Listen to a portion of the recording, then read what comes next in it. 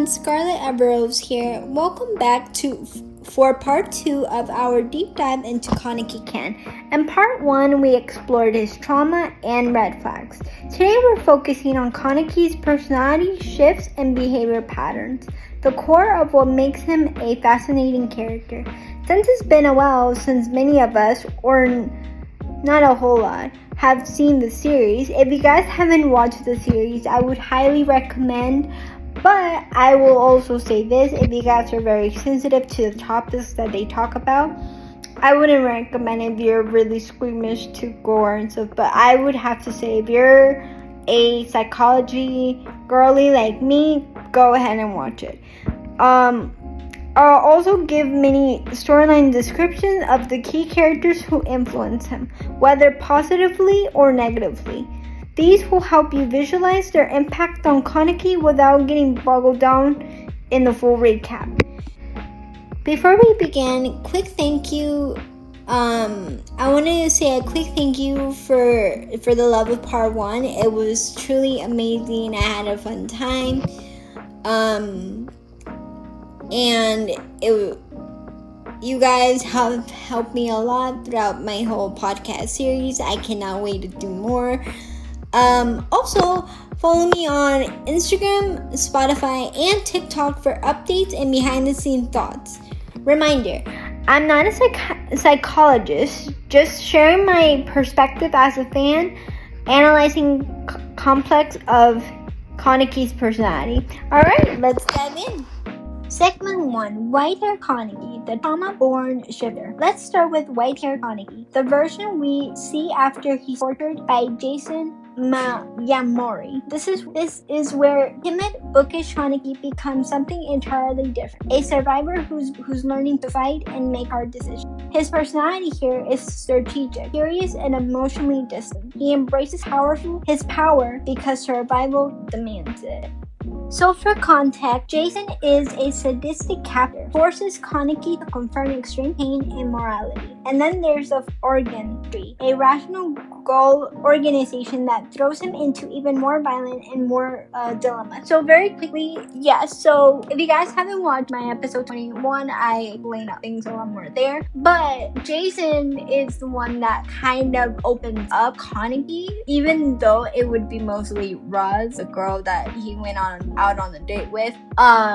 He's the one that kind of, even though he screwed up Kaneki's mind a lot, like that man, I really hope that man burns in anime hell for that, because he really put Kaneki into a lot of screwed up things that he probably didn't deserve, but we wouldn't have the iconic Kaneki that we have today. And so I might get this wrong, but the Orgal Tree is run by Toka's brother. I'm gonna put his name on the video here. He's the one that is kind of like a gang member. They kind of like put him in that gang member. So basically he went from this very shy, kind guy to a, screw everything. I don't care if I die at the end of the day. I'm going in. I don't care. But as long as I protect you people, screw everything. That's the type of, mentality that Kaneki's second personality. This one is emotionally distant.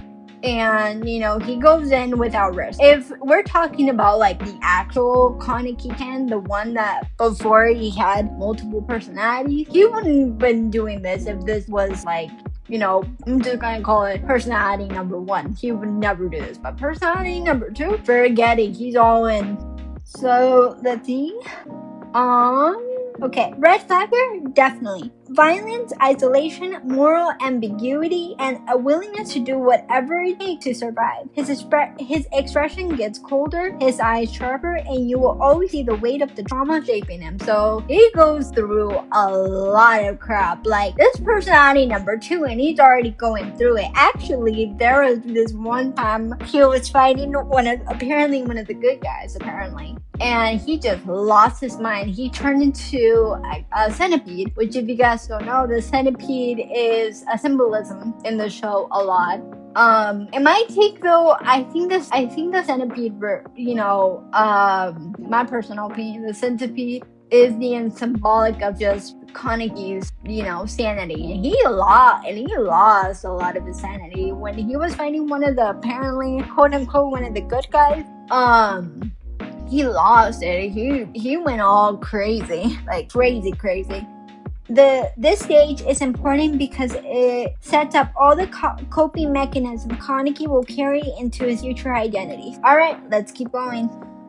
Segment 2. Heisei, Sasaki, and the Quinix Squad. After losing his memory, Kaneki becomes Heisei Sasaki, a gentler, empathetic version of himself. He's monitoring the Quinix Squad, humans with Wolf's abilities trained as CCG investigators. Heisei is a calm, kind, and protective, though sometimes anxious because of his fragment memory. So Heisei is personality number 3 of Kaneki. And he goes on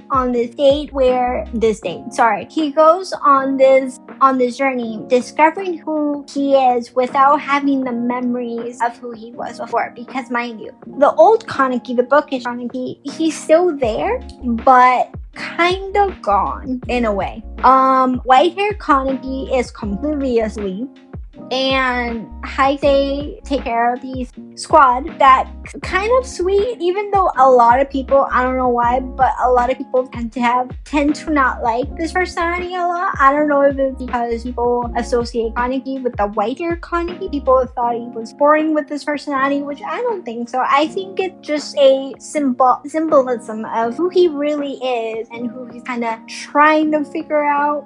But he has moments of recognizing who he is, but at the same time he doesn't. You know what I mean? So the Quinix Squad is made up of Toru Masuki, who's soft, emotionally fragile, and looks up to Heisei for guidance. Saliko Wanabeshi, I am so sorry if I'm butchering these names. Smart, sarcastic, fiercely loyal, and adds balance and humor. Ganesh Shiraku, energetic and protective, acting as the emotional anchor. Green flag for Heisei, compassion, patience, leadership, protective instincts. Red flag, anxiety, indecisions at time, and internal conflict due to suppressed memories. Heisei is really Kaneki, trying to reconcile his humanity with his full instinct, balancing responsibility while staying true to his natural empathy. So basically, when there was this one scene, spoilers I had here, where Heisei, aka Kaneki, meet his love interest, which is Toka. And, she remembers him, but he has no memories of her. But one of the sweetest moments that he has is that they go to the Grove Cafe with one of his group, and he sees her, and he just, without realizing who she is, he kind of falls in love with her all over again without realizing, and he starts crying because he kind of knows who she is, but he doesn't, and it's heartbreaking, but like empathetic at the same time. And like I said, I have no idea why people don't like him. Maybe put your comments down below why you might or might not like him, but I have no problem with him. I think he's an interesting character. He might not be as violent as his second personality, but there's a lot more personalities that we'll definitely go through. Alright, let's go in.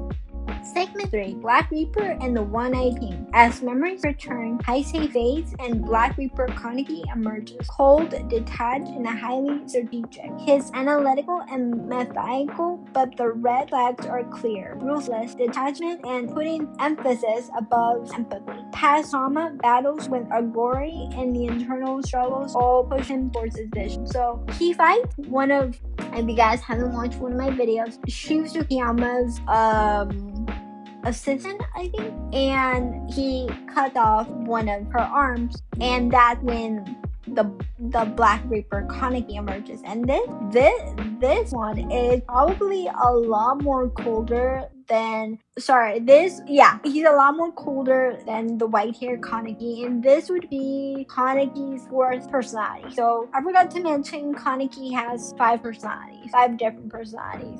And this one is a lot more colder. He doesn't care about anything or anyone. He only cares about violence and just, being ruthless. there's this very iconic line, both in Japanese and English, that said, "Now shut the hell up." And for me, that was like, whoa, Kaneki. But at the same time, I'm like, that kind of makes sense. I mean, he already went through so many stuff that he's like, I've had enough. Like I thought white hair Kaneki was a badass, and don't get me wrong, he's badass between all hairs. But Black Reaper Kaneki, oh, he doesn't give a crap about anyone, and that really shows. And eventually, he evolves into the One-Eyed King, the reluctant leader of all ghouls. Here, he's stoic, responsible, and morally conscious, but carrying a heavy burden. Let me see. Amara Kishu, the legendary CCG investigator, whose legacy Kaneki inherits. Ito, Yoshimura, the one-eyed ghoul, inspiring him to embrace the leadership of the ghoul cause. And I think Ito, I might be wrong, put your comments down below. I think she was, because I remember her a little bit. I think she was an author, and she was one of Kaneki's favorite authors. And now she became a fan of him. So, one-eyed ghoul Owl, inspiring him to embrace leadership for the ghoul cause. Yeah, and Antiku survivors, reminding him of his value and grounding personality. So there's like these ghouls and humans that rely on him, and some people love him, some people hate him. So let's see. Red flags: overburdened, self-sacrificial, and isolated. Green flags: vision, courage, and moral drive, and protective instinct. This stage shows the interrogation of his identities, balancing power, empathy, and responsibility in one complex, fractured personality. Segment 4. Reflecting on Kaneki's personality and influences. Looking across all these stages, Kaneki's behavior is shaped by internal trauma and external relationships. Red flags across identity: emotional, detached, morally ambiguity, overburdening himself, isolation, ruthless, and efficiency. Now for the green flag: loyalty, compassion, empathy, protective instincts, leaderships, potential, resilience. Key relationships include Toka, I'm just gonna call her Toka, anchoring him in love and acceptance. Hyde, his best friend, reminding him of humanity and loyalty. Quinix Squad, teaching lessons in mentorship, trust, and responsibilities. Enemies like Jason and Origori, pushes him towards darkness and survival instinct. Takeaways: personality shifts show adaptive responses to trauma and responsibility. Relationship can pull him towards humanity or push him into darkness. Even fractured souls carry fragments of empathy, love, and morality. So what can we take from this? So Kaneki I think all of us has a Kaneki within us, and that Kaneki, it goes two ways. That Kaneki either grows with us or we grow into darkness. Whatever we choose, we have to have common sense into it, or else people are gonna do it for us, and that's not always good. And sometimes, not all the time, sometimes people don't have good intentions, so they'll lead you into the path that you don't want to be. But at the same time, that is your consciousness and your critical thinking, whether you choose for it to be your path or not.